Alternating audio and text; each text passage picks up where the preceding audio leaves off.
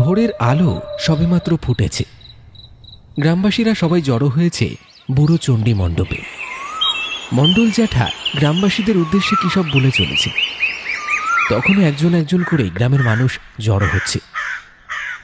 তোমরা শোনো সবাই, কালকে এই শেওড়াতলায় যেসব দৃশ্য দেখা গেছে তাতে স্পষ্ট বোঝা যাচ্ছে যে এই গ্রামে কোনো পিশাচ আস্তানা গেড়েছে। বেশি দেরি না করে যা করার আজকেই করতে হবে। তাই সুবোধ আর গণেশকে পাঠানো হয়েছে দ্রুত ওঝার কাছে।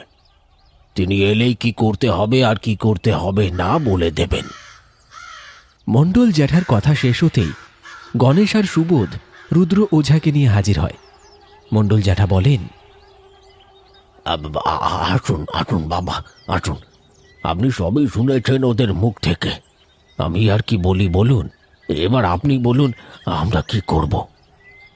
আমি সবই শুনেছি ওদের মুখ থেকে। চল আগে আমাকে ওই শেওড়া তলায় নিয়ে চল, তারপর আমি বলছি কি করতে হবে। তার আগে দুজনকে নিয়ে যেতে হবে যারা ওই শেওড়া গাছ কাটতে পারবে। রুদ্র ওঝার কথা মতো গ্রামের সবাই রওনা দিল সেই শেওড়া তলার দিকে। গ্রামের দুই একজন কুড়ুল হাতে এগিয়ে চলেছে সেই শেওড়া তলার দিকে। বাবা, এবার বলুন আমরা কি করব। দাঁড়া, একটু আমাকে একবার ভালো করে দেখে নিতে দে। রুদ্র ওঝা শেওড়া গাছের ডালগুলোর দিকে তাকিয়ে ভালো করে কি যেন দেখতে লাগলো। তার সেই দুটি চোখ যেন কাউকে খুঁজে বেড়াচ্ছে। তার দেখা দেখি গ্রামের সবাই গাছের উপর তাকিয়ে রয়েছে, কিন্তু কোথাও কিছু নেই। অথচ তারই মাঝে একটি পুরনো মোটা ডাল যেন হাওয়ায় দুলছে। অথচ আশেপাশের সব গাছ শান্ত, লেশ মাত্র হাওয়া বইছে না।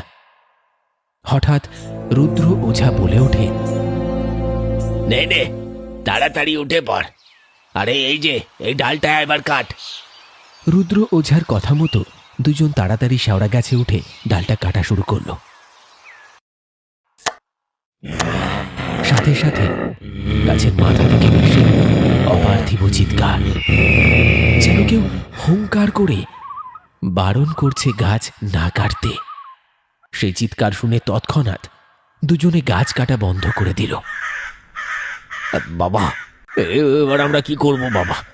গাছ কাটার ফলে ওই পিশাচ রেগে গেছে যে।